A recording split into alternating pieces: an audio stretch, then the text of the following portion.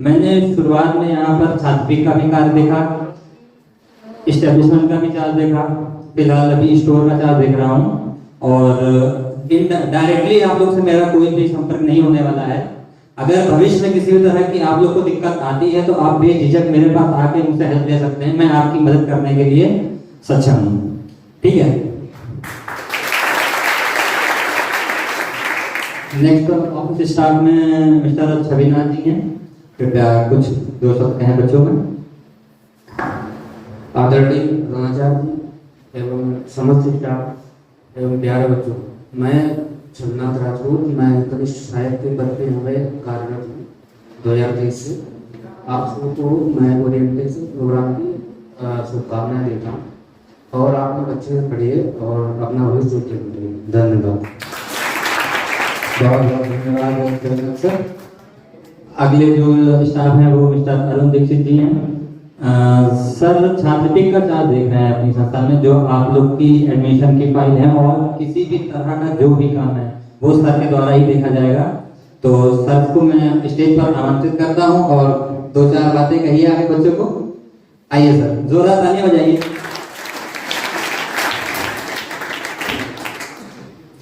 आदरणीय प्रधानाचार्य महोदय, समस्त स्टाफ और यहाँ पर उपस्थित सभी छात्र छात्राओं का हार्दिक स्वागत और अभिनंदन करती हूँ।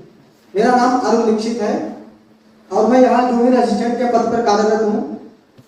मेरे द्वारा जैसा सर ने अंकित सर ने अभी बताया था कि डिजी शक्ति कमेटी का मैं मेंबर हूँ और मेन रूप से छात्र लिपिक का चार्ज देखा जा रहा है। छात्र लिपिक और स्टूडेंट का जो साथ है वो आप लोगों ने सुनी होगी LIC की टैग लाइन कि जिंदगी के साथ भी और जिंदगी के बाद भी। तो छात्र लिपिक से आप लोगों का वही संबंध है कि जब तक आप यहाँ डिप्लोमा करेंगे और डिप्लोमा करने के बाद भी अगर किसी भी तरीके का कार्य होता है तो वो आपको छात्र लिपिक से ही संबंधित कार्य होगा। आप किसी प्रकार की अगर समस्या है तो आप लोग सीधे मुझसे संपर्क कर सकते हैं और हमारी यही कोशिश रहती है कि आप लोगों की तुरंत समस्या का समाधान कर सकें। धन्यवाद। बहुत बहुत धन्यवाद अरुण सर, बहुत अच्छी गाइडलाइन आपने बताई, जिंदगी के साथ भी और जिंदगी के बाद भी। संस्था की आगे की जानकारी के लिए मैं श्री गौरव सर को स्टेज पर आमंत्रित करता हूं ताकि वो संस्था के बारे में बताएं कि क्या क्या फैसिलिटीज अपने ऑफिस कॉलेज में हैं और आप लोग को क्या क्या प्रोवाइड कराई जा रही हैं। Please sir.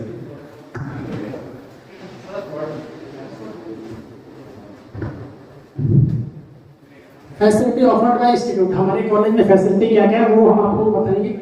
अपने यहाँ लाइब्रेरी है, बॉयज हॉस्टल है, गर्ल्स हॉस्टल है, RO आपको क्लीन पीने के लिए पानी मिलेगा, इक्विपमेंट्स लैब है, स्पोर्ट्स फैसिलिटी है। स्पोर्ट के बारे में बताया था कि क्रीड़ा अधिकारी मैं हूँ, प्रभारी हमारे श्याम सर है। तो कभी भी आपको खेल से संबंधित कोई भी जानकारी खेलना है, कोई भी गेम्स आपको, तो आप संबंधित हमसे कॉन्टेक्ट कर सकते हैं। वर्कशॉप है, ये आपका कॉलेज पिक्चर्स आपने देखा होगा। एकेडमिक एक्टिविटीज फर्स्ट ईयर में 2 सेमेस्टर हैं, आप सभी वाकिफ हैं। एक साल में आपके कितने सेमेस्टर होते हैं? 2 होते हैं।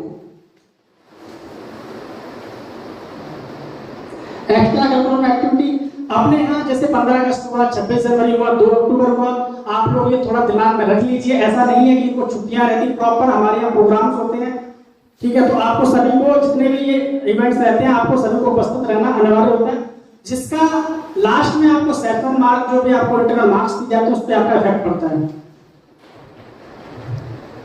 ये आपके यहाँ प्रोग्राम्स में पिक्चर्स आप देख सकते हैं। स्पोर्ट्स हमारे यहाँ होते हैं, हर साल होते हैं और बड़े पैमाने पे किए जाते हैं। टैबलेट डिस्ट्रीब्यूशन, ये आपको अगर पता होगा तो आप जान लीजिए, आपको हर साल 3 साल में आपको पहली साल में एक टैबलेट हर बच्चों को प्रोवाइड किया जाता है। ये मैं चीज ये आपके काम की, अभी तक सारी चीजें काम की थी, पर उससे सबसे ज्यादा काम की चीज ट्रेनिंग एंड प्लेसमेंट। हम आप यहाँ पे क्यों पढ़ने आए हैं, सभी को सर्विस की आकांक्षा रहती है, तो ये चीज आप लोग देख लीजिए। हमारे यहाँ 2022-23 में टोटल स्टूडेंट कितने थे? 130 थे और 130 में कुछ बच्चे कई बार तो प्रॉब्लम्स हो जाते हैं तो पार्टिसिपेट नहीं कर पाते हैं, तो 104 बच्चों ने पार्टिसिपेट किया और हमारे यहाँ जो पैकेज जाता है वो 2.16 लाख का जाता है और मिनिमम कितना है 1.4 लाख का। उसी कड़ी के साथ में अगर 24-25 की बात करूं तो टोटल स्टूडेंट कितने थे 69 और स्टूडेंट प्लेस कितने हुए थे, मतलब एग्जाम में कितने बच्चे बैठे हुए थे 62 और पैकेज कितना गया 2.4 मैक्सिमम और मिनिमम कितना गया 1.56। ये प्लेसमेंट के हमारे यहाँ कुछ फिक्स है, हमारे यहाँ कुछ एचआर आते हैं, इंटरव्यू चलते हैं आपके।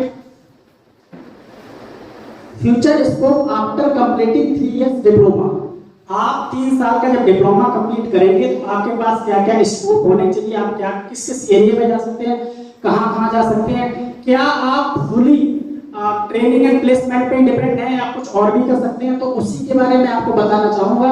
आपने अगर 3 ईयर का डिप्लोमा कर लिया है, उसके बाद आपको लगता है कि मैं प्लेसमेंट नहीं करना चाहता हूं, तो आप बीटेक के लिए लॉट कर सकते हैं, मतलब हायर एजुकेशन के लिए जा सकते हैं। उसके लिए आपको प्लस पॉइंट क्या रहता है कि 4 साल की बीटेक होती है, उसमें अगर आपने पॉलिटेक्निक कर लिया, समझिए अगर आपने पॉलिटेक्निक कर लिया तो आप 4 साल की ना होकर के कितने साल में जाएंगे 3 साल में, मतलब आपको डायरेक्टली सेकेंड ईयर पे एडमिशन मिलेगा। जैसे आप यहाँ पे अगर किसी कोई स्टूडेंट 12th करके आया तो उसको डायरेक्टली किसमें एडमिशन मिला था सेकेंड ईयर में, है ना, फर्स्ट ईयर वो मिस कर देता है, स्किप कर देता है। तो आप हायर एजुकेशन में जा सकते हैं, सेल्फ एम्प्लॉयमेंट अपना कोई छोटा स्टार्टअप खोल सकते हैं। और उसका मेन लॉजिक ये अभी श्याम सर ने बताया ना कि जॉब को कैसे बनाना, कोई प्रोडक्ट को कैसे बनाना, उसकी सर्विसिंग क्या होती है, वो सारे प्रैक्टिकल हमारे यहाँ होते हैं। अगर आप लोग अभी नहीं जा पाए तो आप लोगों को बारी से पूरा कैंपस विजिट कराया जाएगा, सारे लैब विजिट कराए जाएंगे। पब्लिक सेक्टर की बात करूं तो NTPC, railway, PWD, HAL, well, private sector में Tata group, Samsung, LNT, Reliance.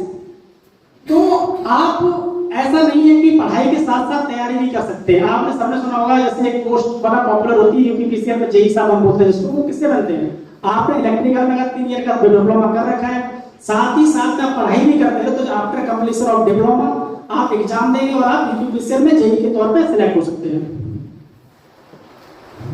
Rules and regulations थोड़ा देख लीजिए, मेन चीज आपकी यही है, 10 से 5 आपको आना है daily, Monday to Saturday except second Saturday. हमारे यहाँ सेकंड सैटरडे जो मंथ का होता है उसको छुट्टी रहती है, लेकिन कई बार जैसे कोई प्रोग्राम पड़ गया, कुछ भी एक्सवाइजेड ऐसा होता है जिसमें आपका उस टाइम आपको सेकंड सैटरडे का, उस टाइम आपको संडे को बुलाया जाता है और हम सभी उपस्थित होते हैं।